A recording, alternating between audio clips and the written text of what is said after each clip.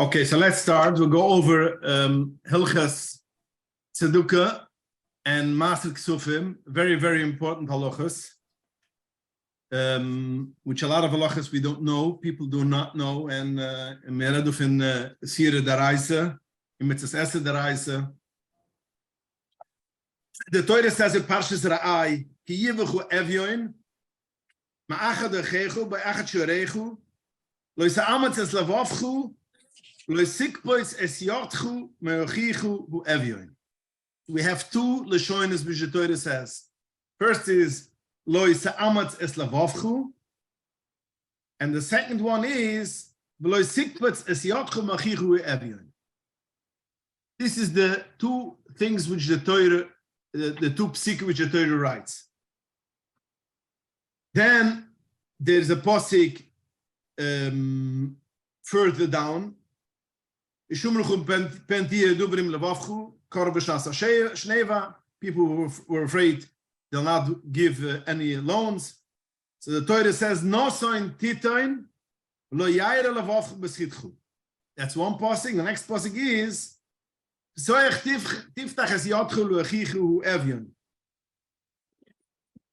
see four psikim, two loises, which is loisa amatzes lavavchu, and then there's loisikmatzes as yudechu, that's two loises, and two mitzvahs asai, which is kipsoech tiftach es yotchu, and the second pasuk is nus and titan. That's the four mitzvahs which we have in Hilchas Tzedakah. And that's why we call, because we have two loises and two mitzvahs esse, the Torah writes in the beginning of Siman Reish Mem Zayin, Mo'oid Mo'oid, Tzurich Lizur, yeah, in mitzvah Tzedakah, Yoisim we call mitzvahs esse. You have to, Mo'oid Mo'oid, which the Bach writes, there is only four places in the Torah, in Chazal, which we say the Lashon Mo'oid Mo'oid. One is over here, but tzedakah, mo'oid mo'oid, tzurich lezur, you should give tzedakah. The second one is like isaribas, mo'oid mo'oid tzurich lezur, you shouldn't take isaribas. Third one is ba arayas, that you have to stay away from aroy. Steht auch the Lushan Chazal in the Shechenorach, mo'oid mo'oid, Lushan Atar. The third one is the gabashoichet, mo'oid mo'oid, because these four things are very chumar, and therefore the Torah uses the Lushan Mo'oid Mo'oid. The Torah adds on, mitzvah tzedukah is such a mitzvah which you could get because if a poor person comes to you and asks you for food, asks you some money to buy food, and you don't give him, Rachmana could pass away. So b'mayla, that's why it's so chumar also, because it could come to the geder of shvichas domim. So we know mitzvah tzedukah is very chumar, a very inyan. We're going to come a little bit later, in a minute or two, we're going to come to the inyan of the two lavim and two loises, when we have it, when we don't have it. Good. Shechenorah steht, Siv Beis, over there in Siman Reish Mem Zayin, La'olam ein ha'odam may'uni me'at ben tzedukah. A person does not get poor by giving tzedakah. That means the Torah tells you that tzedakah is a thing which you cannot lose. V'loi duvara, v'loi hezek, misgalgil al yude. It cannot come something bad by giving tzedakah. Because the pasuk says in Yeshaya, v'yamas hatzuk shalom. And shalom has everything. Then the Mechaber writes, anyone who's maracham al haniyam, who gives tzedakah for poor people, Hashem has rachmanas on him. A person should have in front of his eyes. Every day and every minute he's asking from Hashem. Hashem should give you panosa. In the same as you want Hashem should listen to you, is if you are going to listen to a ani, the Hashem is going to listen to you. Because the Rabban Shalom says, if you're going to give for my children, I'm going to give for you. And also a person should have in mind that the Indian of Aniyas and Ashiras is a galgla choizer. Because even though if you have money now, not necessarily it's going to stay by your family. the rest of your life, and not necessarily your children and grandchildren will not have to come Rahman Aslan to people. So therefore, if you're going to give, Hashem is going to make that even if your grandchildren will need tzedakah, they will get. And the Maramu adds also in Sif Dalat that not only the tzedakah is matzlim emovas, from all the gzayres kushas, when people have problems, they give tzedakah, that will save them. V'hima asheres, he makes a person rich. And that's why we see Chazal say that on all other mitzvahs, a person is not permitted to test the Rebbeinu Shloim. But when it comes to a mitzvahs of tzedakah, the Pasuk says, the Rebbeinu Shloim says for Klal Yisrael, test me out. Let's see, you have the right to test me out. That means a person has the right to test the Rebbeinu Shloim if he's going to get back, when I give tzedakah, if the Rebbeinu is going to give me back. Machloikas, some poskim say it's only on tzedakah, some poskim say it's only by Maser. By giving Maser, that means Maser from fruits, by giving for a Levi, only for that. But some poskim say all the tzedakah. And the Remu says that even for Maser Ksufim, a person is permitted to make a test to the Rebbeinu Shloim. Again, other poskim say it's only by Maser of Tvua, fruits, pyrus, tiras v'yisr. But the Remu writes, and I think the Remu is a good backing when he says that even for Maser Ksufim, you are permitted to test the Rebbeinu Shloim, say, I'm giving, and I want, because he wants to get back from the Rebbeinu Shloim. Then, when a person gives tzedakah, he should give it b'simcha, because the pasuk says, this is a mitzvah which the Torah specifies, sometimes people give tzedakah, but they give it with a frown. So you could lose the whole mitzvah because you don't give it b'simcha. Fine. So mitzvah tzedakah is a mitzvah hesed daraisa. So why don't we make a bracha? We know that every mitzvah hesed we make a bracha. Why is it that when it comes to tzedakah, we don't make a bracha? And there's two reasons why we don't make a bracha on tzedakah. One reason is because this is a mitzvah which might not happen. That means if you make a bracha to give tzedakah, and you want to give it for the poor person, the poor person says, I don't want to take from you, I don't want to take. So then it might be a bracha lavatula. So therefore, you don't make a bracha. This is the reason why the Rashba gives. The Rashba has a tshiva, which is Simon Itches, very nice tshiva. We have a time, it's kedai to go through. It goes through all the mitzvahs. When do you make a bracha? When you don't make a bracha. And it goes through mitzvahs, Kesufim, all the mitzvahs. So over here, you realize that's the reason why we don't make a bracha of the mitzvahs Esed Daraisa from the Sin Tzedakah, because it might not come to make the mitzvah, so therefore you don't make a bracha. The Avidraham brings out a different reason. The Avidraham gives a reason because since it's a mitzvah which has you make mitzvah, but for the poor person it's something bad, he has to come to take tzedakah from other people. So therefore, since it has something which is a kilkel for someone else, therefore we don't make a bracha. According to the time of that we are afraid that the oni will not take. So there are some poskim which say that some rishonim which say that if you give it in to a kippas tzedukah, then you could make a bracha because you don't have this reason. But other poskim say that in any case you don't make a bracha, and on mitzvah tzedukah, that's the meaning. Good. So now we mentioned before we have a mitzvah tzedukah. We have two mitzvahs asai and two mitzvahs loisasa. Mitzvahs asai is pesoich tifta as yotchu. The mitzvahs loisasa is nu soin titan. Then we have two lavim. One lav is loisa amatzes lavavchu, and the second lav is loisikapetz es yudechu. As we mentioned before, the whole psikim. There are ways and times and situations which when you don't give tzedakah, you're mevatel mitzvahs esa, but not necessarily you're going to be over of the mitzvahs loisas. What scenarios? Because after all, mitzvahs loisas are much more chumar than mitzvahs esa. The points can go through some scenarios which there is a mitzvahs esa, but if you don't give, there isn't a mitzvahs loisas. The first one is if the oni does not ask you. That means you know there's an oni, you see him wherever, but he didn't ask you. So if you don't give him tzedakah, so basically you're mevatel tu mitzvahs asai. But you're not over lois ametzes lavavcha, because lois ametzes lavavcha means he asks you and you don't give him. That's one scenario.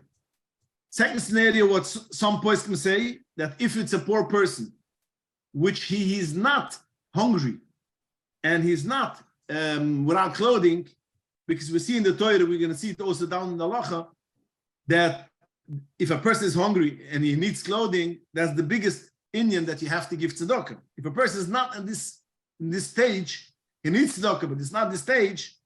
If you don't give him, you're not over of this of the loisa says you only mevatel tu mitzvahs esa. Why? Because it's not considered avian. I can put not avian vadai. So in such a case, you're not over of loisa esa, according to some poskim.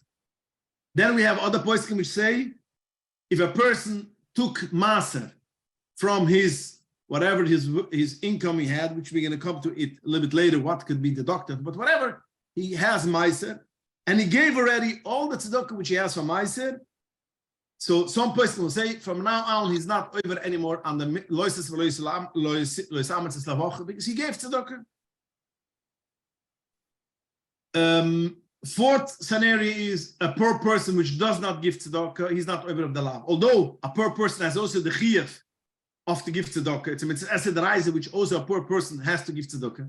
And in the poskim, the poskim write that if there's two poor people, yeah, they have. Then one should give for the other one. That means they change, so to speak, their money. So that's that they gave the mekayim mitzvah tzedakah.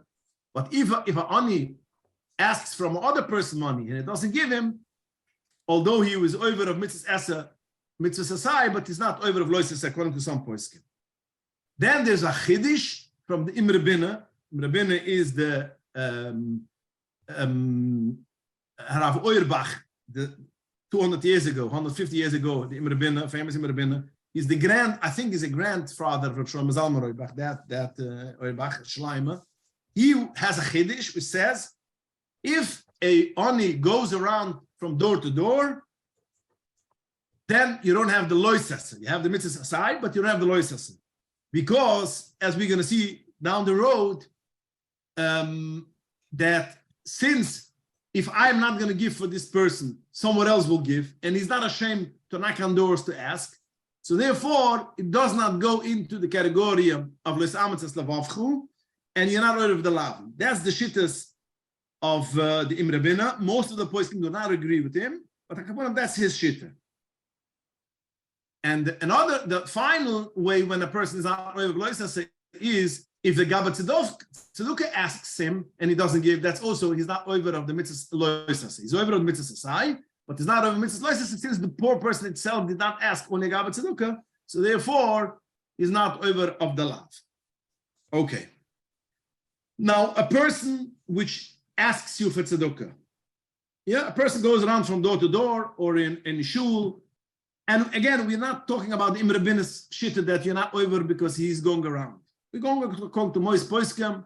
Person comes to you and asks you for a nedova. It's also to send him away without giving him anything. And as the Dr. Melech says in Tilam, Al Yushuv Dach Nichlam. Don't send away a dach, shameful. That means if you don't give him. And if a person did not give him, according to Mois Poiskem, he's over belav and not lav to lav. Not only that, if the oni does not ask, but you know that there is a honey, and for instance, you have a person which goes collecting money in shul, and he skipped you, but you know that he's a poor person and needs money, then is also, if you don't give him anything, then you are over of the loisasa of these two loisasas. What do you need to say? Give, zug the Ramon, Yerda is similar Rashmem test, which I assume you went through at least Mechaber Ramon and this. The Ramon Siv Dalet, you have to give him a groigres, minimum a groigres. The Chashilcha says, if you do that, in the mitzvah, and you're good to go. It's interesting to note that Reb Chaim Kanievsky, he has a sefer which is called Derech Emunah, 4 volumes, and he has over there a Rambam. It's basically based on Rambam, and Rambam Hilchos Matnas Aniyim, he writes over there in Perek Zayin Sifkut Mem Tes that even if you give for a person only less than Shuva Prita, it's still considered giving that you're not over of the Isser of Al Yoshev Dov Nachla, because you gave him something. But Lamasa, according to the Meir, if you look into the Meir says you have to give Lefuchs Shuva Prita, which makes sense also because you have to Nus and Titan, and an Asina means you should give at least Shuva Prita. So again, we have to realize if a person comes into Shul, and there is a poor person goes around, you have to give him tzedakah. You don't have to give him a lot, but a Shuva Prita Lefuchs you have to give him. You cannot just ignore him. You have to give him minimum a Shuva Prita, which is, but today's day I would say a dime. You have to give him something. Wow. Because if not, you're over onto Mitzvahs Esa. But again, that's only if the Oni itself comes and asks tzedakah. If it is someone else asks for him, or a Gabbat tzedakah, you're not over of the Isser of Al Yoshev Dach Nichlam, you're not over of the Loisas. So it's always good to remember if a per person himself comes or someone else. Giving tzedakah, the Mitzvahs Esa is on everything. But at least when the poor person itself comes, that's more chum. And it doesn't matter where you're davening? No matter where you're davening. You're davening 770, you finish davening shachas a half hour, you could give $15 even if you could give a dime for every person. Or a nickel, depends how much a Shuva Prita is. You know? That's but every guy that comes over to you have to give a nickel, a dime, whatever. Comes, and you know, that's only. If it comes to you, it comes to you, it comes to you.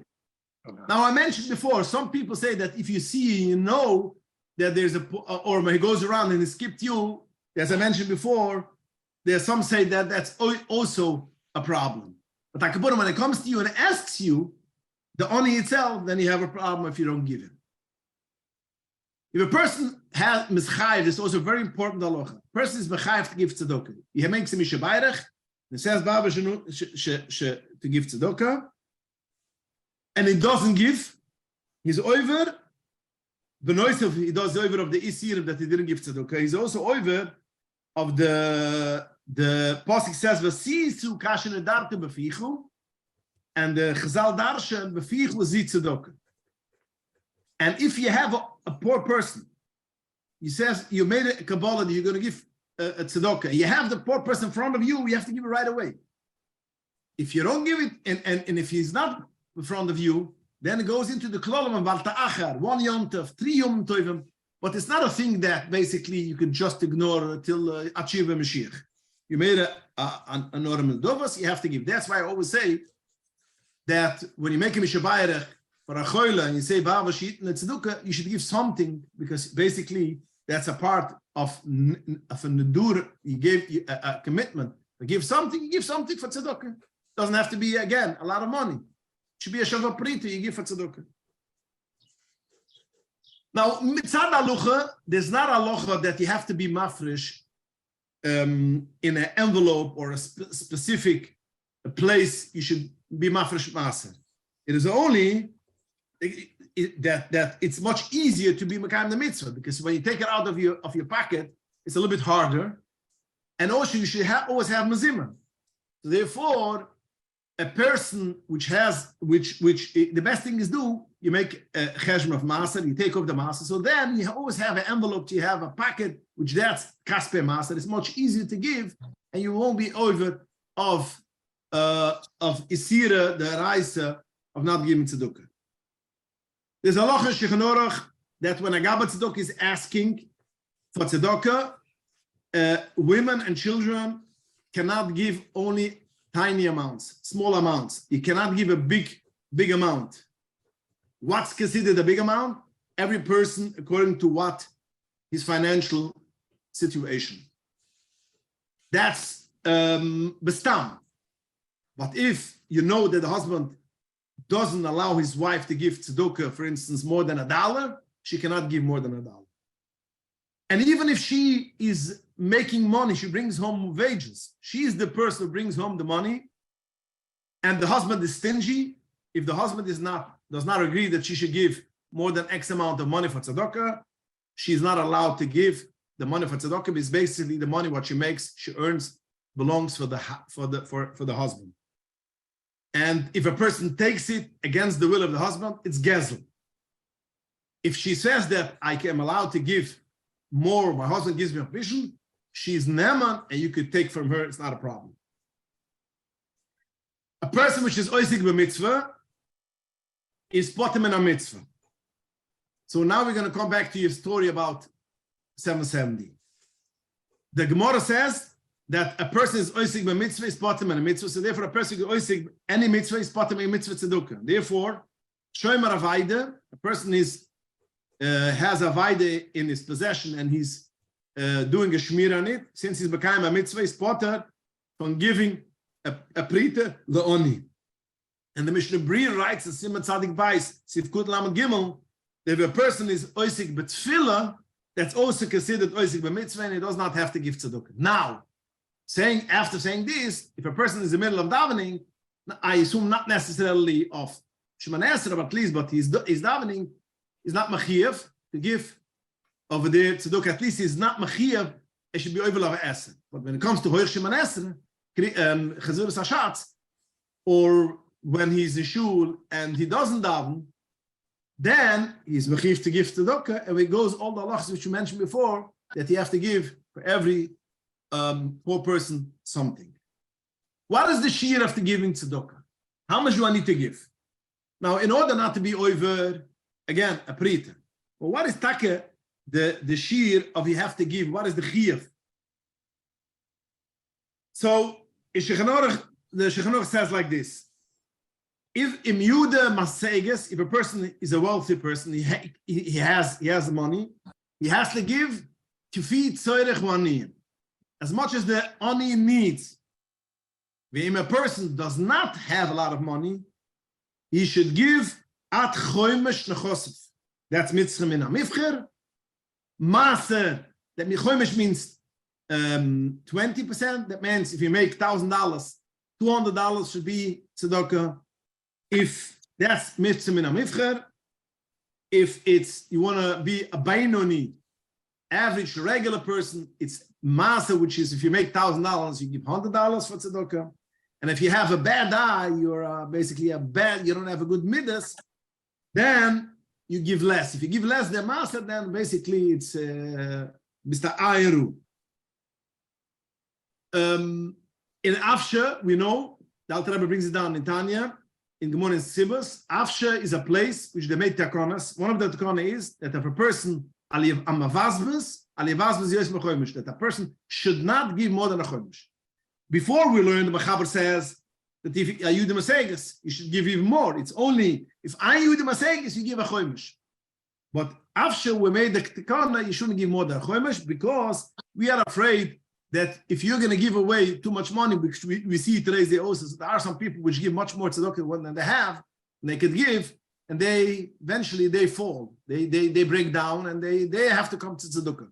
Therefore, we made that takana, you shouldn't give more than a chomish. This halacha.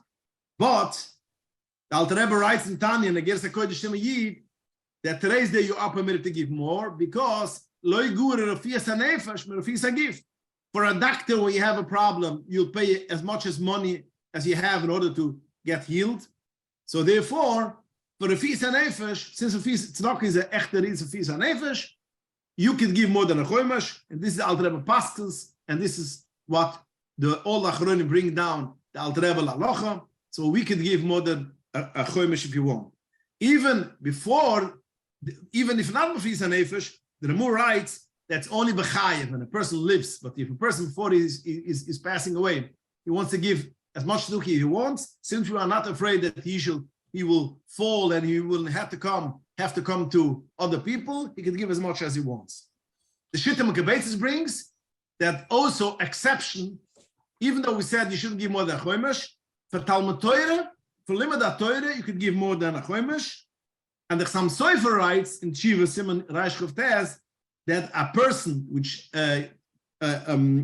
supports his parent, which his parent is in a matzav of need, and the son has money, he could give also more than a chomesh. It doesn't go into the konas afshe that you shouldn't give more than a chomesh.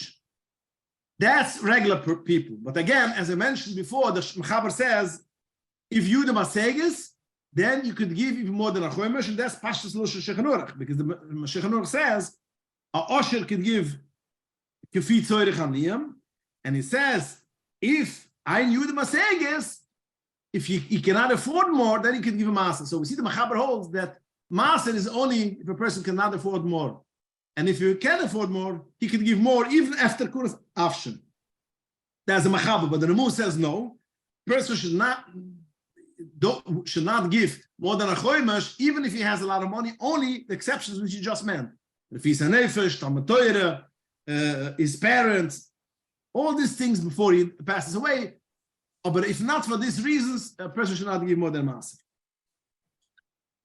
A person which has a wage, he's living on a wage.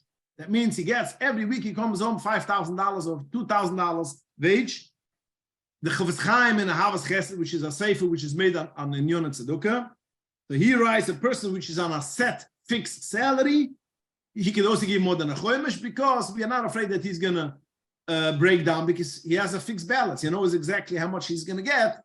It's only a person that has a business, he doesn't know next, or a store, he doesn't know how much he's gonna get next week, how much he's gonna earn next week. So therefore, it goes into this category.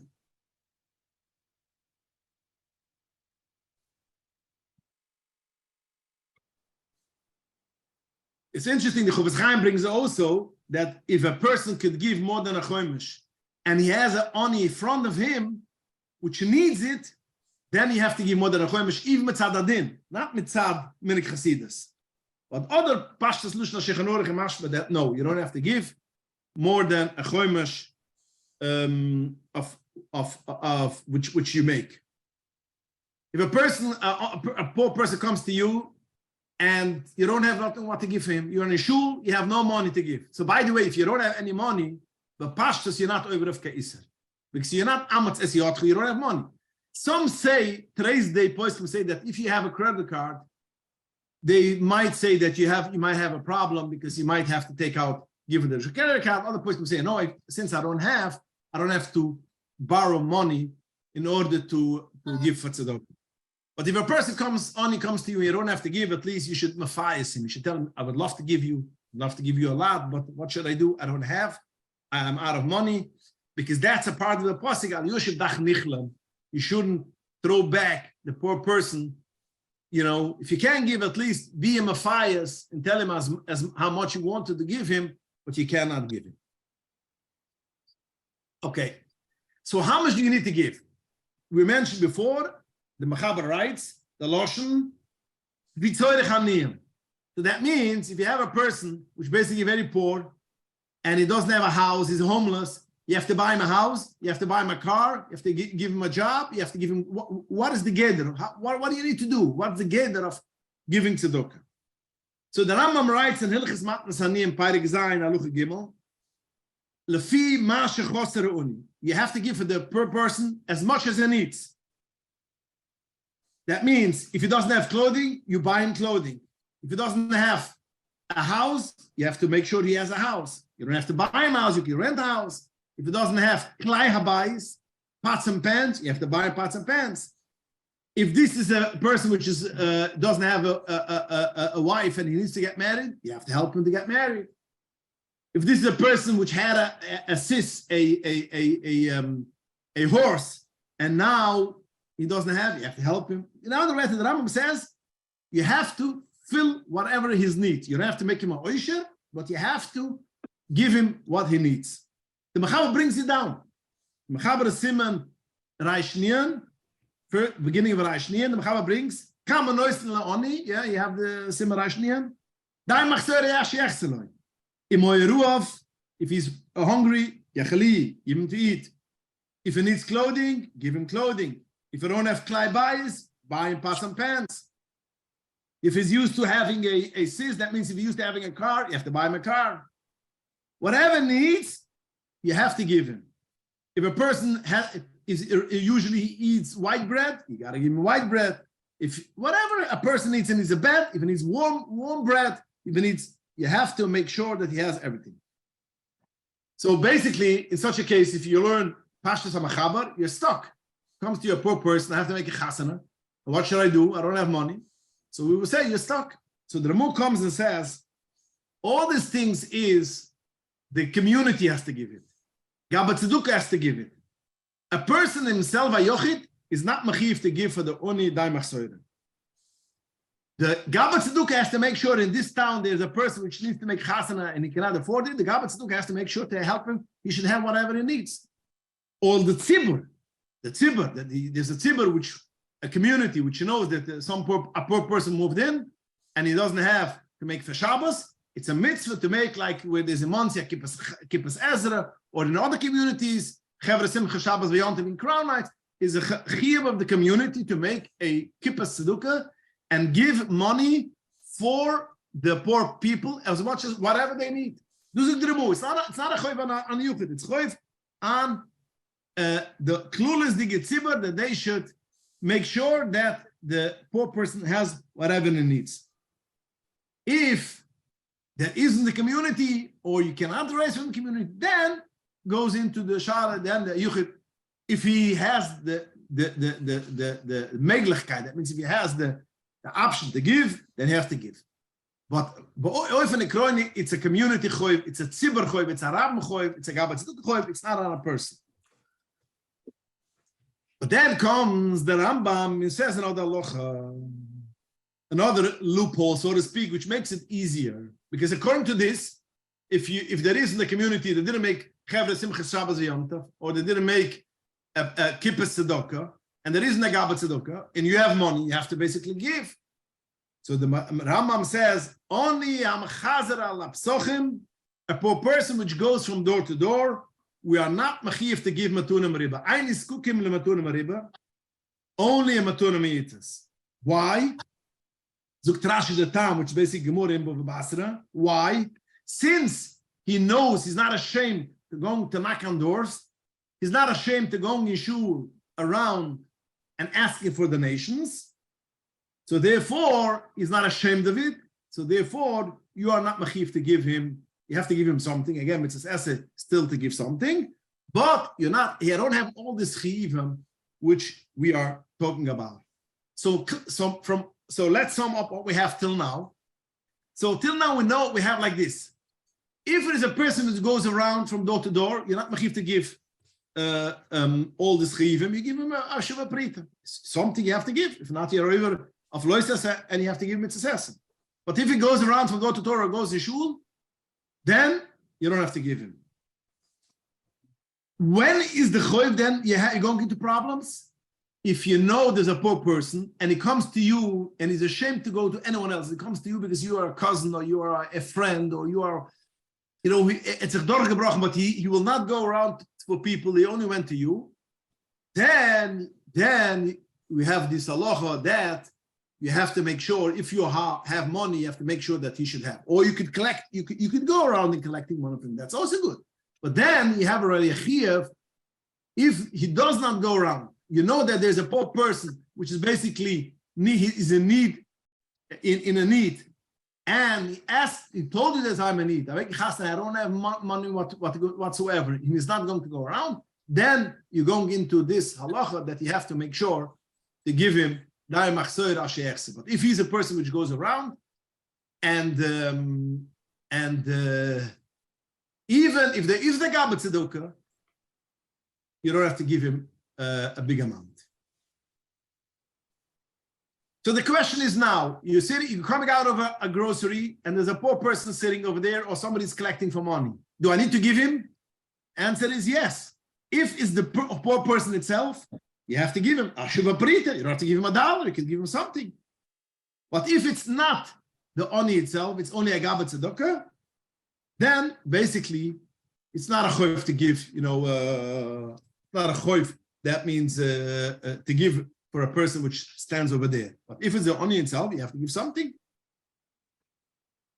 Now let's go through kedima in chalikas tzedukah. Person has money. He cannot support everybody. He has X amount of money. how should he divide it? How should he give? What should he do with this money? So a person has the right to give tzedakah for a korov, for a cousin which is in need. He has the right to give it before he gives for someone else. And even if the other person is much more poor, is poorer than your cousin, but since, for instance, for your cousin, he misses a clothing, and for the other person misses food, so a person which does not have food is much in a lower category than a person which doesn't have clothing. The halacha is that korov koidem. A korov is korov koidem. And he's before, even if you have an ani which is Talmid Chacham, a korov is before. So let's go. The Shulchan Aruch has Reish in Aleph, Siv Gimel, makes a cider what the chiyuvim. The first thing is father and the parents. You have parents which are in need. That's the biggest choiv, the biggest schus. Even as you mentioned, the other tzedakos, and as you mentioned before, for them you can give even more than a choimish. Number two is your children. If you have adult children, bunas agdoilem, so therefore they come before other people in tzedakah. Stachemot adds on, the same will go also to grandchildren. Number three is grandfather. Grandfather I'm just going through the levels, what a person should give first. Number three is grandparents. Grandparents is after your children. Your children, like bunas agdoilem, comes before your grandfather. Number four, a sibling, a brother from your parents' side. And the same will be also a sister. That means a sibling from your father's side. Number five will be sibling from your mother's side. And it's interesting, one of the Chivas Forum, Givas Pirchas writes that a brother from your mother comes before your nephew from your father. That means your brother's son, although you will see it's also a korov, but a brother from your mother comes before a nephew, even from your father. Because when it comes to Hilchos Yerusha, it doesn't work like this. That's why I'm stressing it, because it doesn't go according to other halachas. Then comes Shar Kroivim. Shar Kroivim, other Kroivim, is also basically considered, it comes before other poor people. It's interesting that the Shach brings down that also your Gerusha is considered Kroiva, and it comes for other people. When it comes to other kroivim, first cousins, let's say, there's no kedima. You could give whichever you want. But when it comes to other kroivim, which we just mentioned, father, parents, children, grandparents, it goes according to the Seder. When it comes to first cousins, second cousins, you could choose, there's no Seder of kedima. When it comes to, you have two brothers, or two cousins exactly, then you should give for a Talmid Chacham koidem. That's kedai to give a Talmid Chacham has fortas chis kedim. A lady and a man, two cousins which have, one is a lady which needs food and clothing, wherever. One is a man. A lady comes first, because it's much harder for a lady to go around collecting, as we see today's day. It's rarely a thing that ladies should go down collecting than men. Therefore, a lady comes first. A cousin through your wife is also considered cousins, according to the Tzedukah Mishpat, the Bianca Bloy. He writes that even your wife's cousins, that means your wife's parents, your wife's grandparents, all these things are also considered kroivim, and you give them before other people. If it's not one of your kroivim, and it's not one of a person which is your town, Toish va'etz Yisrael comes before Toish v'chitz l'uretz. If it's your town, ani erich koidem. But if it's Toish va'etz Yisrael and Toish v'chitz l'uretz, Toish va'etz Yisrael comes before Toish va'etz Yisrael. It's interesting to note that the Chassam Sofer writes Toish v'Yerushalayim comes also before other cities in Eretz Yisrael. So that's kedima in a person who wants to give out his money, his right, what he could choose and pick. Now we have things which dargas tzedukah. The dargas tzedukah, which is more important than the other one. Not what I want to give for someone, which one I could give. People who can give the kedim of people. Now we're going to go through what is more important than the other if you want to give tzedukah. The most important thing is tzedukah for pidyon shvur. Person is in jail, person is in a problem, and you have to take him out. Pidyon shvuyim is one of the most important tzedukahs, the most important tzedukah. That comes first. Number 2 is children to learn Torah. Children to learn Torah, to make a cheder. That's number 2. Or poor people which nobody cares for them. The reason people who care for them is not a poor person which is a choyle, not a poor person itself. A poor person which is a choyle is in the same category as like going for making for Talmud Torah, or poor people which basically are starved. Number 3, giving tzedakah for girls which are poor, to marry them off. To marry them off. That's before giving for other aniyim. The Shach brings down a Sivkut Yidalef. That's only a poor girl, which is also Yisoyma. So the Shach puts in another T'nai. This girl should be for other aniyim. It's not enough that she's a girl and she's an ani. It also has to be Yisoyma. That's before other aniyim. And number 4 is to giving for a basic nesses for a shul, and giving for a basic nesses. Now, giving for a nesses, zugn the poiskem, that's for Shaivet Alive, says, whatever it says you have to give for a basic nesses, that's only if a town which doesn't have a basic nesses, doesn't have a shul. So you're building a new community, you have poor people, you have a basic nesses. So then you can say what comes first. But if you have a shul, you want to make a Chabad shul, or you want to make a Ashkenaz shul, or you want to make a Sfard shul, since you have a shul in the community, this does not consider money for Bais HaKnesset that comes before other things. A mikveh, and there's a chashash that if you are not going to build a mikveh, you are going to have people which chas v'sholem, v'oiver v'isikoras. This comes even before a Talmud Torah. For building a Talmud Torah, which is we mentioned before, that this is basically number 2. But if you don't have a mikveh, people will chas v'sholem be over of isire kuras, then that comes first. This, whatever we just said, sigay tzedukah. Now we mentioned sigay tzedukah. Before we mentioned chalik tzedukah. Now we mentioned sigay, which comes first. Zukt of them the poiskem. That's only. We are talking now by Gabbat Tzedukah. That means a Gabbat Tzedukah, when he has, for instance, in his bank account $10,000, and he wants to know what comes first, he has to go according to this halacha which you just mentioned: Pidyon Shvuyim, a Talmud Torah, a mikveh, a yisoyma. A person itself, he himself, has no obligation to go according to this chalika.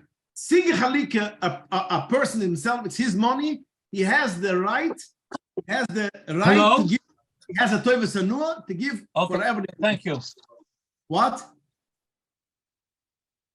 He has the right. He has the toiv sanua to give for everyone.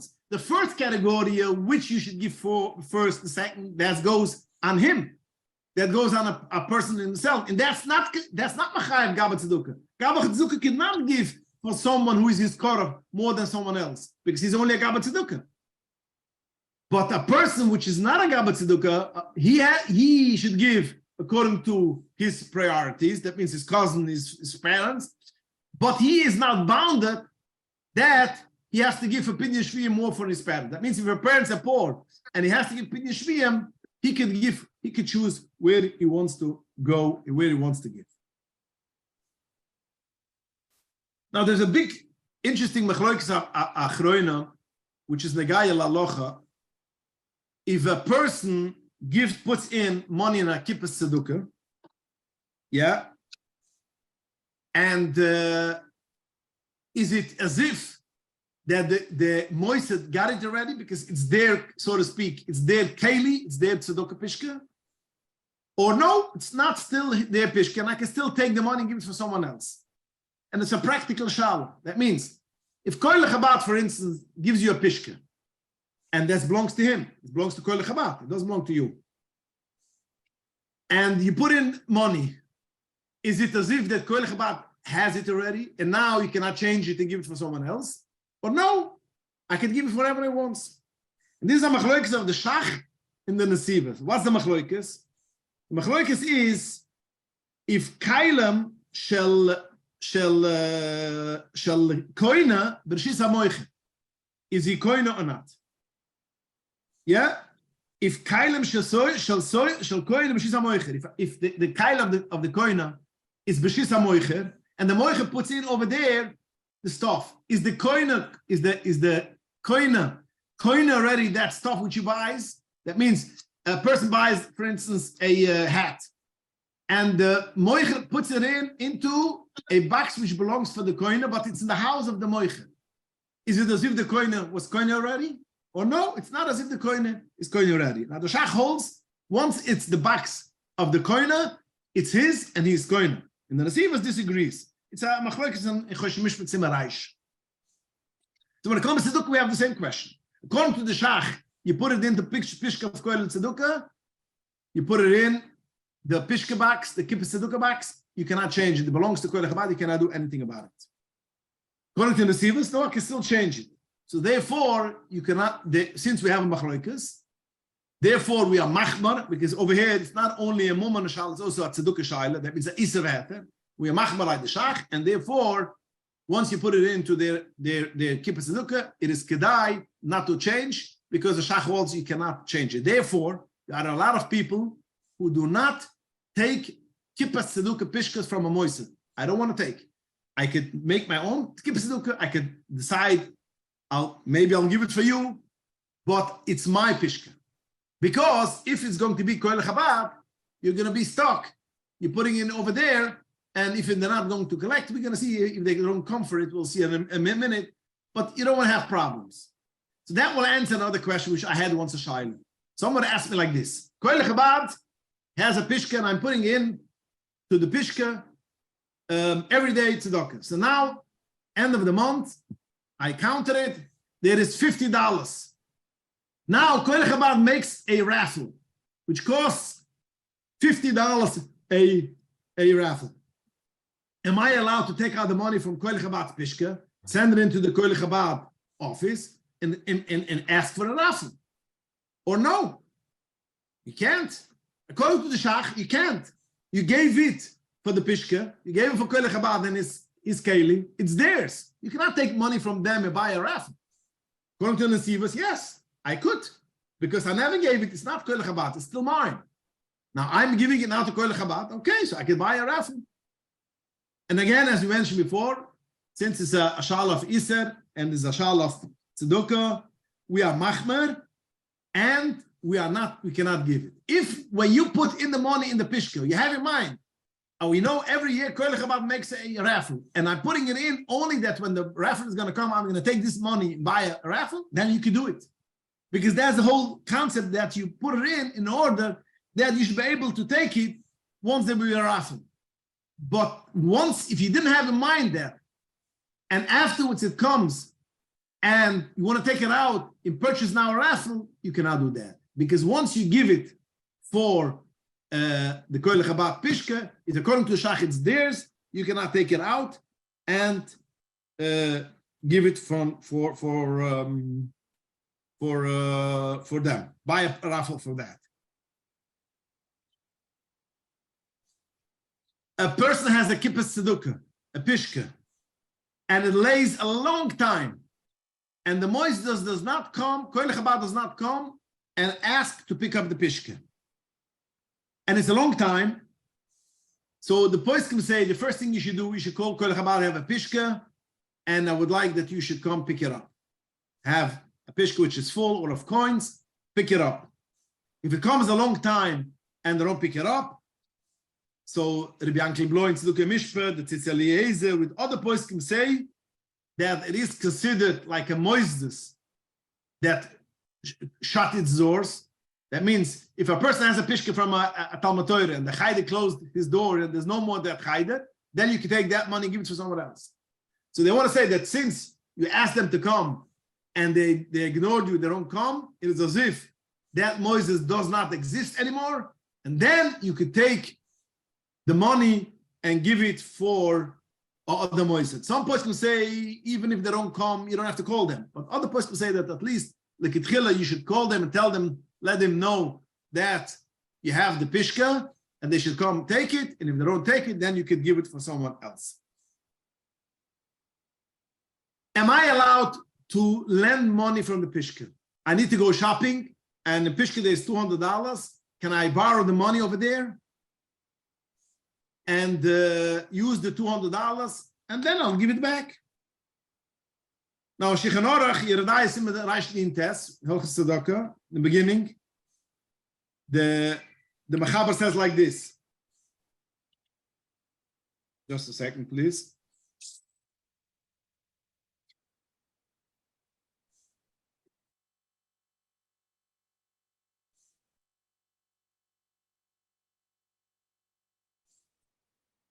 Sorry. The Shulchan Aruch looks like this. If a person says, this dollar is for tzedukah, or he says, harayo light tzedukah, I'm going to give $1 for tzedukah, and he took it, and it is mafresh gewein, he took it, put it on the side, so the mechaber like this, I said, I'm going to give $1 for tzedukah, I'm going to give $10 for tzedukah, and he took it, put it on the side. If he didn't give it for the gabel tzedukah, that means he didn't get part in possession of the gabel tzedukah, then he could give it for other moiset, and he could borrow it from the tzedukah, he could borrow it for someone else. He'll have to give back the $10 for tzedukah, but he could borrow it still because it's not dedicated for a specific moiset and it didn't come to the hands of the gabel. If he gave it for the gabel already, then you cannot borrow money anymore. It's already as if the moiset has it, and you cannot borrow that money.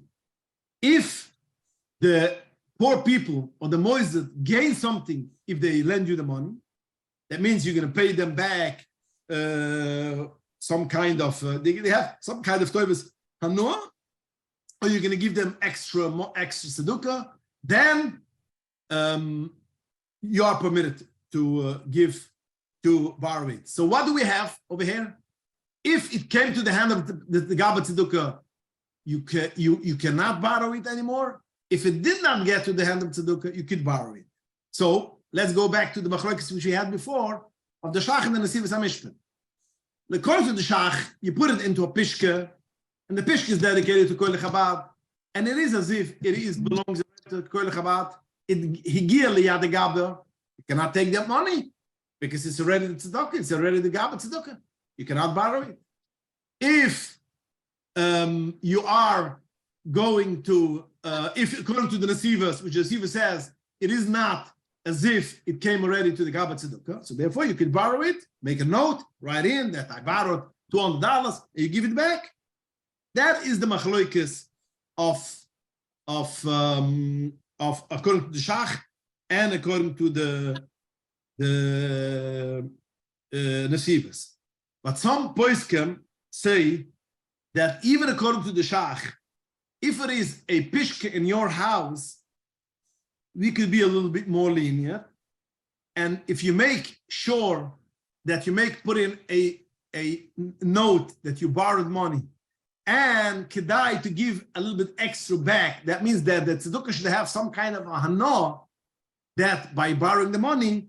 So therefore, you could be more lenient. In the Pesach Shiva writes, why is it? Because it is as if, since the meaning is like that, is as if the Bezdin was masna, that it is not, in this particular area, not as if it is already came to the hand of the gabel, and therefore you could borrow the money. And if you make sure that you put in a note that you borrow the money, you're going to put it back. And the poskim say it's kedai to give something extra. That means that tzedakah should have some kind of toivus hanua for borrowing that money. Do I need to give for the same person twice? For instance, there's a guy who goes in shul, he went around, he asked for everything, you gave him. But he didn't realize in the next minyan, you're still saying chitas over there and you're learning Rambam. And he comes again, he didn't realize that you gave him already. Are you mechiv to give for him again or not? So the Chazal darshan, no scientific, that you have to give even 100 times. Is this considered that you have to give it twice or not? So the Achroines Manayni say that if the same oni, nothing changed in his matzav in the last 50 minutes from the first minute to the second minute, you don't have to give him again. So again, you could be lenient. If you gave him already, then you don't have to give him again because nothing changed. If, for instance, he comes, a day or two later because now he needs to eat, he doesn't have to eat, then you have to give him again, although it's the same person. But if nothing changed in his matzav and he came again, you don't have to give him again.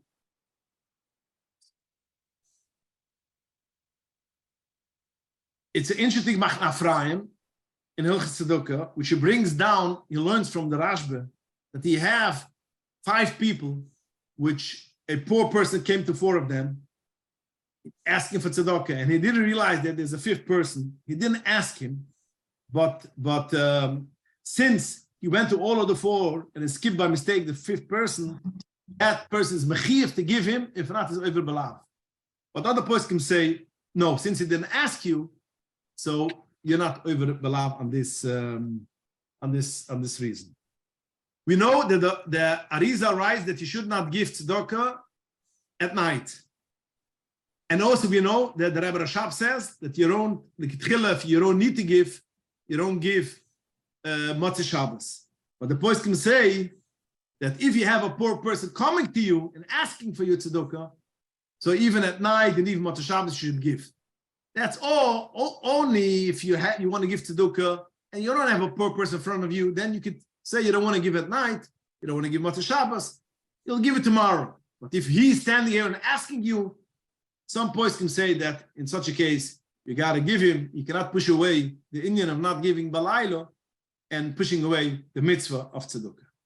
So that's in short the halachas of Hilchos Tzedakah, which we went through. Now I want to go in Hilchos Masik Sufim. That means Maser, giving Maser of your tzedakah, what, when, and where. Just going through also Bekitzer, these halachas. There's a big machlokes aposkem giving Maser Sufim if it's a chiv midaraisa, if it's a chiv midrabanan, or not, it's not even a chiv midrabanan, it's only minik toiv. That means when it's not, the question is not if you have a poor person, if you have a give or not. That's halachas tzedakah, which you went through already now. The question is taking off Maser, the same as you give Maser when you have a field and you cut all the fruits and the fruits, you have to give Maser. Maser the gonchel terosh b'tzarechu. Is it a chiv to give also from your income, or you're not the chiv to give? We're not talking about if you have it on, you're not. You're asking all these things we're not talking about. Is it a chiv to take or not?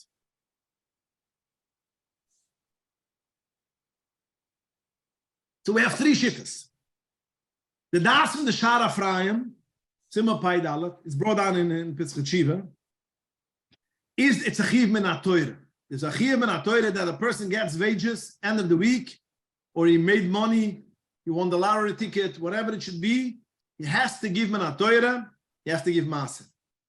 His raya was the raya of the Shara Ephraim, because there's a Toisis Mesechtes Tanas, which brings a sefri, which the free says, Asayr te Asayr, you should give Maser as kol tvi azarechu, hayoytz asu de shunu. Zug the sefri, Aili ele tvi azarechu. We only here see in this pasuk that you have to give Maser when it's tvi azarechu. But what is pragmatia? What is other revochim which you have? From where do we know that you have to give Maser from that other things too? So the Sefri says, it says, Eskol, Asat Aser Eskol. So it's a ribi, so you have to give Maser. So says the Shar Ephraim, from this Tosfos, which brings down the Sefri, it's a chiv min ha-Torah. The same is also the Aruch HaShulchan says in Das in the Terzuov that it's a chiv gumar. And this is also other poskim say that it is a chiv gumar. There is an interesting Shivas, Rabbi Didier Tile, one of the poskim, which is about, I would say, 150, 200 years ago, in the Mechsische brings it down, which makes a chilik. In Eretz Yisrael, it's a chiv min ha-Torah. Chis l'uretz, it's a drabona. So this is the first shitta that it could go into a gather of chiv min ha-Torah. Then we have poskim, which is basically the Terzuov, or the Chiva Me'ahava.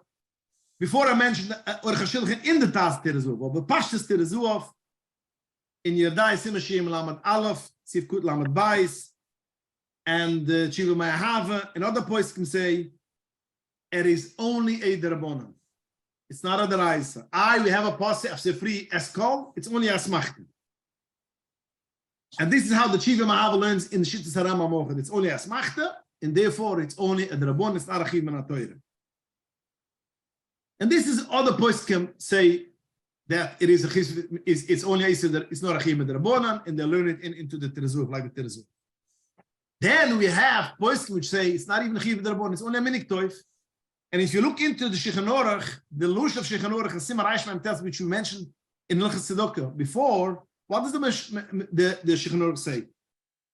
In Mitzvah Mitzvah Mifcher mit der Beinen is, yeah. What does the Shulchan Aruch say? What's the lashon?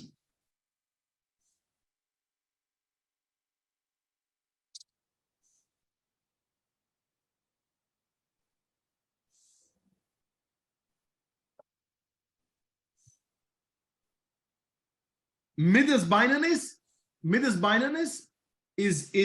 maas min ha-chosim min ha-Beinen is. So we see at least from the Pashtus Shulchan Aruch, yeah, that it's not a choif. Mitzvah min ha-mitzvah, min ha-Beinen. But it's not a choif, it's not a chiyuv, not even a drabon, because if not, you cannot say mit ha-Beinen or not. It's a choif. And this is how the Bach holds. In the Pesach Shiva brings out a bunch of poskim which say it is a minik toif. And basically, it's interesting. In the Maram Rottenberg in Shivas writes clearly menuga ba'alma. It's all a minik. So we have three shittas, basically four. One shitta is it's a chiv min ha-Torah, learn it from the Sefri.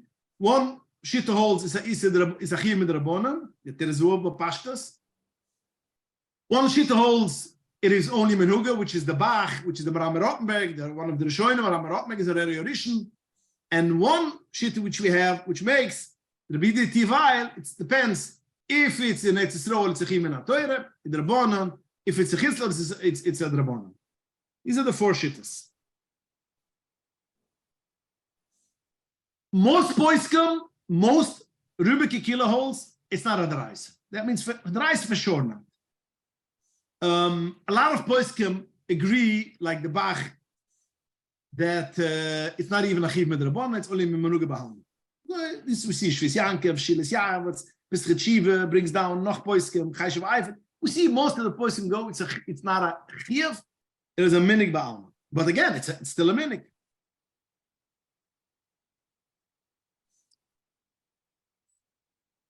So again, in any case, a minik it is. So we have to give Meiser. From what do we give Meiser? Or Chomish. Again, Chomish is mitzvah min ha-mifka. From what do we give? How do we go about with this Chomish? So a person, for instance, got a Yerusha, or he won the lottery ticket, or whatever it should be. He won the raffle, and he won $100,000. So now over here, $100,000, he has to give Maser. $10,000 has to go for tzedakah. That's Maser. Now he takes this money, the $90,000, and invests in a business. And now he gets every month, he gets $1,000 income. So he only has to give Maser from the $1,000, because the first $90,000 is already Maser.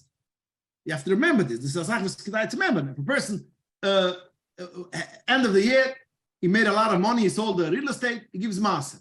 So now he has $1 million he collect, he has revach, he gave $100,000. And now he invests $900,000 in the business and he gets distributions. So the $900,000 in any case is already maaser. So let's say if 5 years from now he's going to sell again that property and he's going to get back $1.2 million, he only has to give maaser on $300,000, but the first $900,000 is already clean, maaser already. So only the income which he gets after he gave already maaser, only then you give maaser or chomish, whatever it is. What do you use maaser k'sufim? What are you going to use with the money? What do you do with the money? Pashtus, there's a lot of poskim which say that you can only give it for aniyim. And that's pashtus, a poskim which say only for aniyim, you cannot give it for other mitzvahs. But then comes other poskim, it says that you could give this maaser k'sufim also for other mitzvahs too, which we're going to go in a minute and see for what. So therefore the poskim say, since we have a machloikes, we should make it tanai when we start giving maaser. A person gets married, so now he gets income, he's going to get. So he's making it nigh, beginning of his life, all the maaser, I am making it nigh, I could give it for all the tzedukah. I don't have to give it only for a poor person, I could give it for all the tzedukah, which we're going to mention what we could give, which is basically a tzedukah which you don't have to give. A thing which you have to give, you cannot take out from tzedukah. Matunas lavyoinim, you cannot give from maaser, because you are machiv to give it. It's a chiv midrabanan. You cannot buy esrik from a maaser because you purchase this for you. It's a choiv. It's your choiv. You cannot pay if a person davens in a shul. In that shul, he has to give membership. And he won't get a seat if he doesn't give membership. He cannot pay the membership from maaser because he's getting something. He's getting a seat. For instance, if he gives membership and basically there's extra $100 for the seat, so maybe the membership is she could give a maaser. But the seat, if he won't be able to get a seat otherwise, then he cannot give it to maaser. If it's a big shul, which they ask that you should give buy a seat for Yom Tovim, and if not, you'll still have a seat over there. It's only then okay. So it's not a choiv. You will have a seat otherwise. But if in most communities you won't be able to get a seat, you cannot take it from most maaser. So what could you, if you make a tanai that you want to use it for other things, what could you use it? Again, if you want to pay, you buy an aliyah. Yeah. After all, even though you get something, the person will say, if you had in mind that you can give for the tzedukah, you could purchase aliyahs with most maaser. If you want to chip in for a kiddush, if you want to chip in for coffee, all these things, although you gain something, but you're not mechiv to give for the kiddush. You're not mechiv to give coffee. It's a nice thing to do, to chip in. But since it's not a choiv, and if not, you cannot drink coffee, so therefore, you could buy and give this for the shul. That's a part of you can give a maaser. If you want to buy a raffle, a person wants to buy a raffle. There's a big 8-time raffle, or a raffle. It costs $100 a raffle. You could buy it from most maaser. You could buy it from maaser if you had the night that you want to buy it for all tzedakah, but afterwards tzedakah. Now there are some poskim which say that if you win the raffle, for instance, you split the pot, split the pot. You paid $100 for split the pot, and you won $50,000 because you got to split the pot. So there are some poskim which say that at least the $100 you should give back for tzedakah, because that means that the $100 which through that $100 you gained the rest of the money you should give back. But other poskim say no, you bought it and it's not necessarily you're going to win. It's tzedakah, you don't have to give. The minig oilim is that if you win, you pay back as much as you took. It costs to buy the raffle. But again, haluchadik lav dafke that you are mechiv to pay back that money. Okay, so one of the things which we mentioned is for what you could give the money, achnos skala. Yeah, you could hold achnos skala to give achnos skala. Now this goes back to Tzedakah, but I just want to mention it. When we say that you have to buy someone achnos skala, let's see if you want to give for the water, you have to give. It is only things which you need. You should not, not extras. And some person will say that you cannot give it for master extras. That means there is a standard how you buy for a color which is in need. Now, you don't have to give less than some other people. Tzedakah, you could give someone else and he should live a regular life. Regular life. But so you can't say that since you're living on tzedakah, you should basically have less than someone else. And it's very important to say, because sometimes people give for tzedakah and they see that person had a regular chasana, and they come with a taina. You shouldn't make a small chasana and a small ulam. Since you are burdening the tzibur, you should make it on a lower scale. Now the answer to that taina is no. You don't make a lavish chasana. You don't make any penny extra than a regular chasana, but you don't give for a kala less than other ones. You don't hurt their feelings. A kala needs to go into the chuppah the same as other people. He has to have, he's entitled for a regular life. I remember when I was, years ago, I was once sitting in Koil. There was one seeing a man, we had collected money for, because he was a poor person, we collected money. And then we had the Koil had the Masibah, I think a Shchoidish Masibah, I remember what. And they sell Berches HaMuzen, who will bench. They sold it like auction, like they sell the aliyahs. And he bought it. He's bechav with someone. So I heard some people say, it's not fair. You're living on other people's cheshbon. Take this money, buying Berches HaMuzen. It's not fair. But it's not true. It's not correct. He's entitled of a regular life of someone else. He shouldn't spend his money more. He shouldn't give, make lavish things but a person is entitled, once in the blue moon, he wants to buy a bench for himself or for a good friend. You cannot say that since he gets from tzedakah, he shouldn't. It's not extras. It's not luxury. That's a part of life is necessity. So therefore, when you give maaser, you can give for a achnus skala, but if this skala is going to give extra and make a lavish chasana, the person can have a whole shala. If you could give the rest, whatever is more than the regular chasana, if you could give from most maaser, from tzedakah. Okay, so let's go now and go through a little bit. How do you calculate your maaser?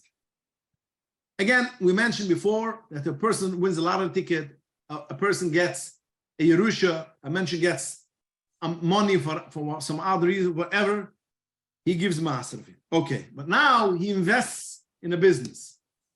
So what does he give for tzedakah? What is considered maaser? Raivach, only profit. That means he's entitled to take off all the expenses which he had in order to gain this money. A person invested in a business, for instance, $900,000, and he has expenses $500,000 in order to make profit. So he could deduct all of his expenses. We'll come a little bit later, a minute more detailed, but he could take out the expenses. And that means he opened the store. Now he can take out the rent. He pays every month, he pays out rent. $1,000 rent. So he made $10,000, but $1,000 goes for rent.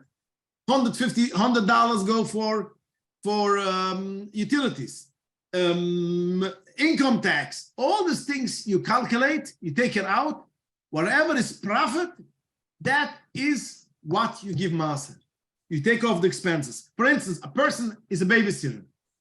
Yeah, he could take off. It costs the babysitter to go to the house a taxi. He has to pay $5 to go to that house where she's getting to babysit for $50 tonight. But $5 was expenses one each way. So $10, halach v'chazor, she can deduct. She only has to give maaser from $40. Every expense that you have to take, you have to give, you can take off. And it's very important, you can take off the end of the year, you make a calculation of your profit. You could take off all taxes. Taxes is expense. So you could make a cheshbon. This year I made $50,000. I had to pay $10,000 in taxes. You deduct it. It's very interesting. Shlomo Zalman Auerbach, Paskins, is brought down in Sefer Mishnas HaMishpat that a person invested to learn a profession, he can also deduct that from his profit, but he has to make a calculation. For instance, a person learned to be an accountant, yeah? So he had to invest to go through tax school, whatever, to get a CPA. He had to invest $40,000, yeah? We're not talking about going to college beforehand to have the basic knowledge. This you cannot deduct because that's basic knowledge. What you need for your business. CPA cost me $40,000 to get to know and get the license to get a CPA. You can deduct this $40,000 from your income, but not in 1 year. He says like this, make a calculation for how long you're ready to invest $40,000 to become a CPA, for how many years you wanna do this business. That means, is a person ready to invest $40,000 to become a CPA, and he's only going to work on this for 10 years? Or no, for 10 years he wouldn't invest $40,000. He will only invest it in 20 years. So he makes the calculation. If he's going to invest it, is he ready to invest $40,000, even if he's going to be a CPA for 10 years, then he can only divide the $40,000 in 10 years. If he will only take this course because he could the rest of his life, or say 30 years till he retires, if basically he would have known that after 10 years or 20 years he's not be able to work on CPA, then basically he wouldn't invest this $40,000. He could divide it in 30 years. So he says you could take off what it costs you to invest in this business, but only not at one time, only you divide it, let's say the 40 years, $40,000 in 40 years. This is how you could do it. But he says clearly, you cannot invest general information, general knowledge to learn English because of that, because that's a general thing which a person invests, and therefore only what he needs specific for this business. A person has a lady, today's day a lot of ladies work. She has a job from 9 to 5. In order to go to 9 to 5, she has to take a baby to a babysitter. All the expenses of the babysitter, she could deduct because that's expense in order to make money. But that's only if she would have stayed at home, the child would have stayed at home. If in any case she would have sent this child to a babysitter because she wants to have a relaxation at home, or she wants to do housework, and she's going to send it to a babysitter, so therefore you cannot deduct it because that's not because of the business. That's because you want to have a good time or an easier time. But if, for instance, if I would have been at home, I would have sent a babysitter to 3 o'clock in the afternoon. And now, since I have a job till 5, there's another 2 hours which I was going to send to a babysitter. These 2 hours she can deduct from the master because that's already, again, expense which you have by making money. In order to make money, you have to invest in all the expenses which you have for getting money, making money, you could deduct from your master, from your cheshbon. A person cannot deduct his expenses. That means he makes $20,000 a month, and he has expenses, a mortgage, has expenses, utility bills, food, all his own expenses, which is living expenses, to buy clothing. That's not considered expenses which you could deduct. And that's your home's personal expenses. You don't deduct that from your cheshbon of Maser. There is a Knesset Gdoli which says you could deduct even your personal expenses, and only whatever it stays afterwards, this is what you have to deduct. And also he says only the minimum expenses which you need, not more than minimal. But even this, the poskim do not agree, and the poskim use it only for calling lot, which is going to come in a minute, only in rare occasions. But usually a person which is a businessman, which makes a normal living, cannot deduct his expenses, which is not business expenses, his own personal expenses, he could not deduct from the business. Now, a person should make a cheshbon. If a person is on wages, the best thing will be every time he gets a paycheck, he takes off the maaser, puts it into or a separate account or to a separate envelope, and that goes week by week or bi-weekly, whenever he gets a paycheck. People who have business, which is not practical to make a cheshbon every week, so the poskim say, if you can, you should make it twice a year, and if you cannot, you can make it once a year. The poskim say it should be a Jewish year calendar, but lani is dati, since most business work on a Goyish calendar, that's how the taxes works, that's how the profit and income report works. So then, end of the year, once a year, if you cannot make it on a weekly or bi-weekly, you should make a cheshbon, how much money, how much profit you have, and over there, you make a cheshbon and you give maaser. Now, when you make the cheshbon in the end of the year, you could make the cheshbon of all your businesses. If you take off, for instance, a paycheck every week, now even if you have a loss somewhere else, you cannot mix it together. The loss is a loss, and the profit is a profit. But if a person he has 5 businesses, he has 5 LLCs, today's day, whatever, and it comes the end of the year and he makes the cheshbon of maaser, so he makes everything together. I made from one LLC, I made $40,000. From the second business, I lost 20, and from the third business, I made another 10. So it makes a calculation. How much did I make? Profit together, only $20,000. I paid $20,000. From that, I take maaser. I make a cheshbon from everything together to sof. I make a cheshbon how much it is. I make profit. You don't make this cheshbon on 2 years. That means 2021, you gained $100,000. But 2022, you lost $40,000. So you don't make a cheshbon. Last year, I gained $100,000 and I gave tzedakah $10,000 maaser. This year, I had a loss. So we're going to make it together. No. Shuna b'shun. Every year. In the year, you can make the cheshbonis, which one, all of them together. But you don't make from one year to the other year. It comes at the end of the year. The profit is profit. And if next year you lost, you lost. You had a loss and finish. You don't have to give maaser, but you cannot take all of the cheshbonis which you had before of it. There's a famous Birkei Yosef. He brings down from the Sefer Chasidim. The person which has choivus, he owns people money. This comes before giving maaser tzedukah.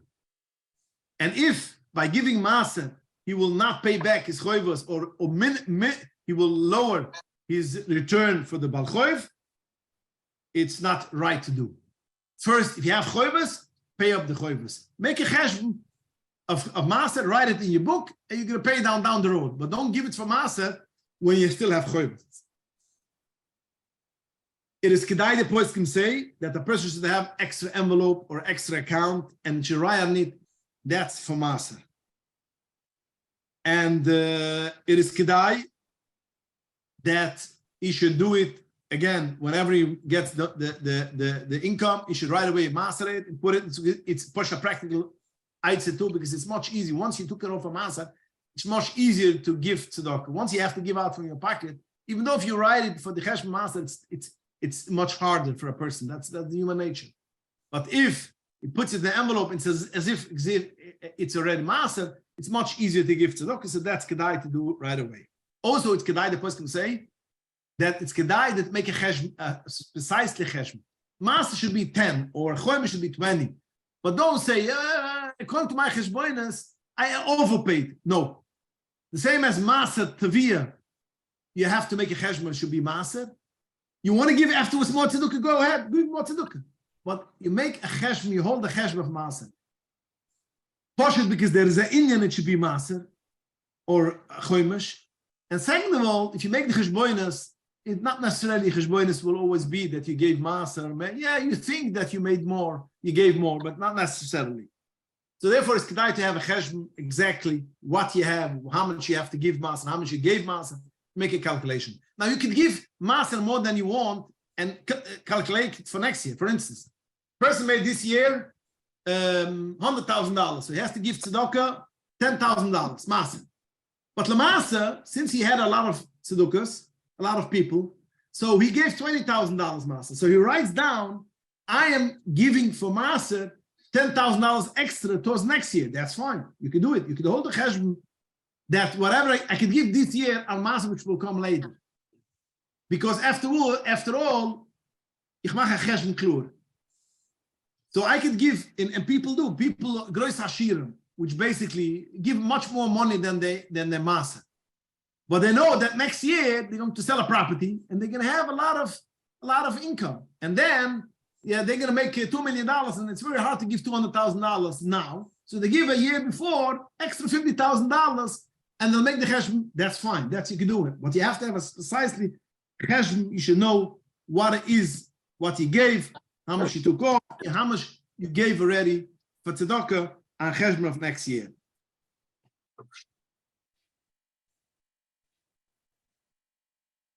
If a person cannot make a cheshbon, it's a business which you cannot make a cheshbon. Rav Osner writes that at least you should make a cheshbon b'oimed adas. If you can't, some business I don't see how it's practical, because today's day you have to make a cheshbon for IRS.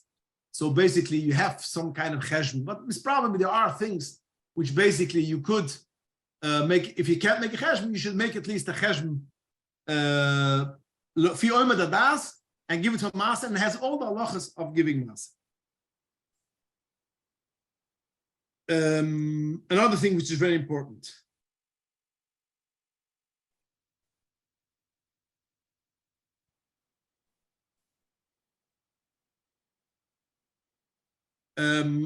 A person anyone is in business, is in stock market, for instance, yeah? He purchased stocks, $10,000 in stocks. Then he sold the stocks for $15,000. And this money is going to buy a different stock. Yeah? Going to buy a different stock for $15,000. And he's going to sell it 3 months later with a profit of $5,000. Or 1031 exchange. Person has a building, which basically the building made a profit of $5 million. He purchased the building for $8 million. After a few years, he sold it for $30 million. So he has a profit of $5 million, but he makes a 1031 exchange, which, if you know what means that it doesn't come to you, so to speak. It comes to a 1031 exchange holder, and from that, you buy another building. The halacha is, it is as if you made the money. That means once you sold the stocks, you purchased it for $10 a stock. You sold it for $15, and you made $5,000 profit, even though from this account, you're going to buy something else, the profit is profit. The same will go Amazon. Person buys, let's say, chairs. He sells it on Amazon. He bought 10,000 chairs, and after he sells the chairs, or at the end of the year, he sold 1,000 chairs, and he made $20,000 profit, but now, constantly the business invests it in something else. Now, it's Amazon business. He has all kinds of things. Whatever he sold, it's profit. If he buys the chair for $5 and sold it for $7, he made $2 profit. Now, if he's going to take the $7 and invest it somewhere in somewhere else, that's a naya investment. The same as 1031 exchange. If you sold a building which you made $5 million, even though you're going to buy another building, other building, the $5 million which you made is money which you earned. You decide you want to buy something else. So that's maaser, money which you earn, and you have to give maaser. And it's very important, this ashara which a lot of people ask. Then they want to change, or stocks, or in Amazon, it's a very common question in Amazon, which you constantly invest the income in the business. You reinvest it. Again, okay, no problem. You reinvest it. But basically, whatever you make. But I feel some businesses, it's almost impossible to make this calculation, and you got to make the cheshbon end of the year. That means you cannot. go end of the year. End of the year, you make a cheshbon, the profit. It's very hard to say that every time you sold a chair, you should take off $2 because you made the profit. So again, the end of the year, you had a profit. Although this profit is going to be reinvested in the business, it has to be a master. Now, if you're going to reinvest it in the business, you're going to write down that basically this is already a master. When you're going to sell the business down the road and you're going to have a big income, whatever it was mastered already, that is already clean. Again, so let's go back to 1031 exchange. Person has a 1031 exchange. He purchased the building for $8 million. He sold it for $30 million. So now he has $5 million. He has to give master. Okay, so he gives $5 million, $500,000 master. So now he has $12,500,000, which he invested in a new building. And now, 5 years later, he sold that building for profit of $2 million. So he only pays profit, only of the profit, because the first 12.5 million is already clean. He gave already master.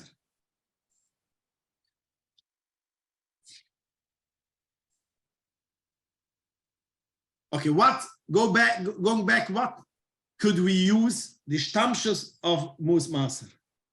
Now, some points can say you could buy Sforim. You could buy books, you have them buy smaller Sforim, and you could, that's the part you could buy from Macer, which basically the previous post can write it already like that. But you have to write in that you bought it from Macer, and it's not yours. If someone wants to lend it, borrow it, you have to lend it for them. If someone wants to borrow it, you have to lend it for them, because after all, it's not yours. But today's day Achronim say that it's Ravos with order that you shouldn't do it, and it's not, because today's day books are very easy to buy, and most people have books. So when you buy books for them in your house, rarely a person will come and borrow for you a book, because he has it himself, or there's in the book, there's a shul has all these books. So the person will say today's day you should not buy from Mos Masi, you should not buy Sforim, because it's not applicable that you should borrow it for other people. Also, there's another reason that your Yorshim should not think it's theirs. So therefore, it's a bit average. What else could you use your master? You are permitted, in this Hashala, which a lot of people ask constantly. You could give you have children which are married and they want to sit in koilel, and they want to sit and learn. You could give from them, you could give from your master money, at least a kaponim. If you cannot afford to give them from your regular money, you could give it from Mos Maser for your children in order they should sit and learn. Beitzam, is it not only married children, when it comes to children, bocharam, is like this. According to halacha, you are mechiyev to give your children food, shelter, clothing till the 6 years old. Older than 6, you're not mechiyev. So the previous poskim say that if children older than 6, you could give from Mos Maser. But then the poskim say that since today's day, the meaning, the Alter Rebbe brings it down too. The meaning is today's day that you give money for your children till they get independent. That means since they marry off. So therefore, their clothing, their food, their shelter, you cannot take from Mos Maser. And this is how we pass in today's day. You don't take off any shelter, food, these things. You don't take off from Mos Maser.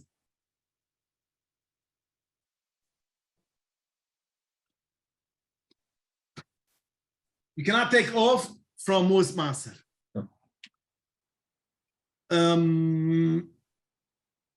But when they're married, since you don't have a chiv to give them, and you want to give them, then yes, you could take it from your Mos Maser. Now, could you pay schar limit tuition for an older child or for a girl?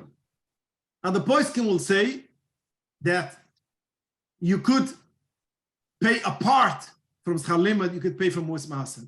For instance, you have to deduct shelter, You have to deduct food, which they get from school. All the things which you have to give and you save, you have to deduct from Ma'aser.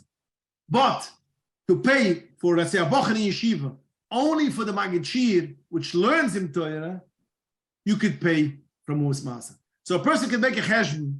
What will think which I will have to pay when the child is in my house?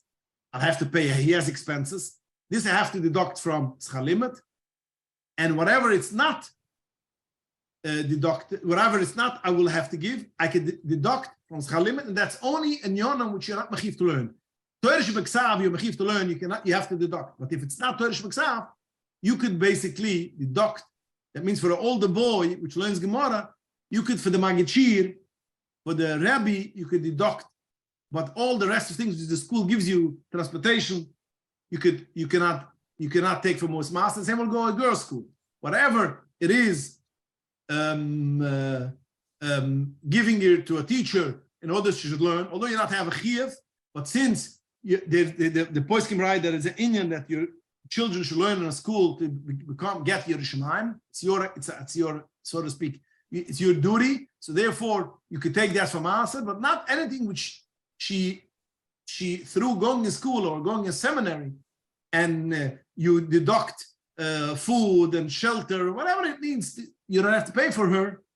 This you have to deduct, and you cannot take it for Moas Ma'aser.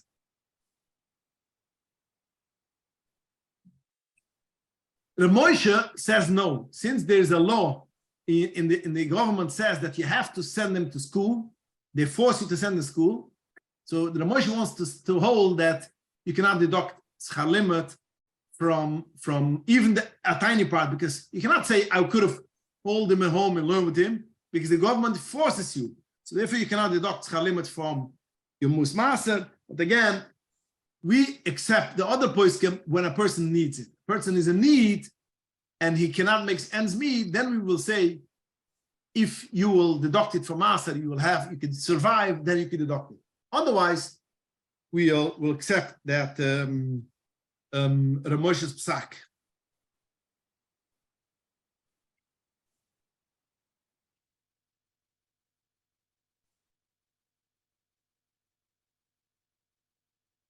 A person which is very poor and he cannot marry off his children, and he has put away mos maser.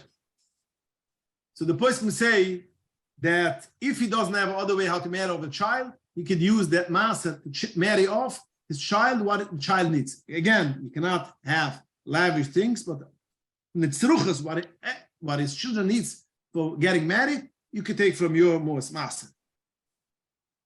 That means only whatever it's a must. Things which, again, and as I mentioned before, must means which is a normal household will give. But moises you cannot take from anything which is above, which you need to give. You cannot take from most maser. From what do you need to take maser? As we mentioned before, or your income, or your income, or your wife's income. If your wife has a job, that has to be considered what you made, and you have to give maser on it. If a person gets a Yerusha money, then he has to give maser. If a person gets Yerusha a house, he doesn't have to give maser. That's askumas hapoiskim. There are some poiskim which say that if a person gets a matona, chfeitzer, for instance, a person gets drusha gishan, by his chasen, he gets silverware, he gets cutlery, he gets all these things. There are some poiskim which say you have to make a calculation how much it costs, and items which cost, let's say, $5,000, you have to give maser. But as kumas of most poskim, and this is how the minig is rule also is, anything which is a chayfetz, if you give a chayfetz, if you get something, not money, get a chayfetz, you don't have to make the calculations and give maser. But if you get money, that means if somebody gives you a check to the chasana, that's income, you have to give maser. So, kabel matunas, you don't have to give maser. So let's go back to a Yerusha. If you have a Yerusha, a life insurance policy, which you get money, yes, has to be maser. But if you have a Yerusha apartment, that means Rahman Lasson, your parents passed away and the apartment goes for you, or your parent left real estate and you get a real estate, you don't have to give master of that part because that's a chayfetz. Kemifin as all the income which you're going to get from that apartment, you're going to have to give master, but that's already income. But on chaytzam, that's the minik, stimus haminik, that we don't give such a thing master. If a person gives for someone else money for a specific thing, if a parent says for a child, I want to buy you a baby carriage. You had a baby, I want to buy you a baby carriage. It costs $500. I cannot go out and buy you a baby carriage. Take this $500 and buy a baby carriage. He doesn't have to give master. Although he got money, but since the Noisen Amatuna told exactly what he wants, he told him that you should buy a carriage. That means he bought him a carriage. He didn't give you money.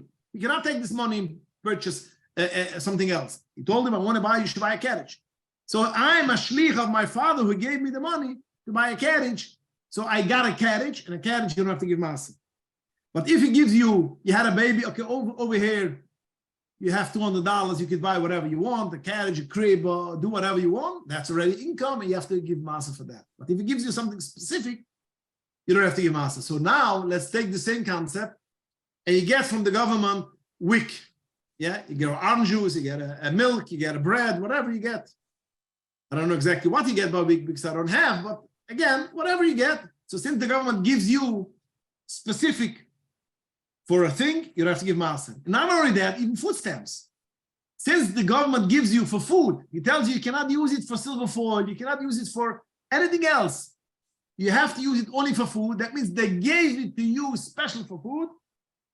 So you don't have to give master because that's for food. There will be Section 8. Person has Section 8 from the government. So the government gives special for rent, for shelter. You don't have to give master because that's an item. That's not, he doesn't give you money, that's an item. But if what if you got $500? What if you got $500 to buy a stroller? Speak up. Right? You got $500 to buy a stroller, okay? Yes. Okay. You go to the store and it ends up being $450. Stop, I'm throwing a number. Yeah. So you're left with $50. Now you could do whatever you want with these $50. Now your father told you $500 for a stroller, it ended up $450. When you went, punkt was 10% off on the stroller. Now So what's this left over $50? But that 50 is income. So that 50 now I have to give $5. $5, correct. I follow. Income. Yeah. Okay. Can I ask you something? Do you hear me? Let me just finish two, three halachas and we're going to get to questions. Yeah, but this is on what you're saying. If somebody gets a Yerusha and if they get an apartment and they live in it, what happens if the person is a big real estate person and has a lot of property and you Yerush all that property? Do you have to give the Meiser on that? No, only from the income which you're going to get from that properties. For the building itself, you don't have to give master. Okay, so even though you got $1 million, $2 million of worth of real estate, you don't have to give it. No, when you're going to sell it, then you're going to have to give for everything because you didn't even put in any money. Everything is profit. But as long as you don't sell it, but if you rent it out, you get profit. From then you have to give Meiser. Yeah. Anything which is money, you have to give master. You get, again, as I mentioned before, by Chasana, Droshe Geshank, you won a raffle, split the pot, you get nothing from your shver. A tax return. A person paid $10,000 in taxes. Yeah? So he deducted from the business as expense $10,000. But then he gets a tax return of $550. $550 is income. You have to take master of it. A person has points. A credit card, sells the points, gets money of it. Yeah, traveling. Then he doesn't have, he has to give a master, but that's already money. Yerusha, anything which after you sell it, you get cash, you have to give. Not even that, if a person, for instance, lost $1,000, he went on the street with $1,000 cash, he lost it. Went through 6 months, forget it. A year later, a guy tells you, I was over here a year ago, and I saw an envelope, I found the envelope, and you say it's my money, and it gives you some money, and it gives you back $1,000. So the person, now you have to give Maaser of this $1,000 because now this is real income. That's a but now you got it back. You have to give it. That's income. You have to pay. You give Maaser of it. Okay, so now let's go final, which is very important. Halacha: a person, a koheling a man, does he need to give Maaser or not? Yeah, just married off. He has to pay rent. And today's rent is a lot of money. It's I would say half of wages of a week. He has grocery bills, which keeps on going up. Utilities. Does he need to give Maaser or not? So Rav Osner writes that although we don't pass like the Knesset, which we mentioned before, that we mentioned in the beginning of the shiur, that in order you cannot deduct all your personal expenses, and you have to give Maaser. So, for instance, you cannot deduct your rent and utilities. With Rav Osner, in such a case, which a person cannot make ends meet, I mentioned it before, but I just want to stress it. And basically, he cannot make ends meet, and then we could rely on the Knesset Gedolah, and he should give Maaser only wherever he stays over. That means he makes from Koil $1,000, he pays rent $750, utilities another $50, food is another $50. He stays over with $50. From this $50, he take Maaser. If it doesn't stay over anything, you don't give Maaser. And this is a thing which you could work with it, because a lot of today's day, a lot of younger light have this problem, and I know Rav Heller also passes like this. A man, which is a koheling man, which cannot make ends meet, does not have to give Maaser. What's the concept? The basic is the Knesset Gedolah. That since the Knesset Gedolah says you could deduct all your personal expenses and only profit, you should give Maaser. Although we don't go according to that policy, but since we have such a policy, and you are in such a case that basically you cannot make ends meet, you could rely on this, and a koheling man should not have to give Maaser. Okay, is there any questions? I tried to cover in 2 hours a sigya which needs to be 2 weeks or 3 weeks, but again, we pushed it in as much as we can. If anyone has some questions or has, and this you can have a lot of questions. Maaser is a thing which you get constantly questions. Okay, if nobody has a question, so good night. And Kabulas HaTorah b'simchi b'pnimius. Amen, amen. Siyata d'shmaya. Call to. Amen, amen. Good Yontif, thank you very much. Yontif. Yontif.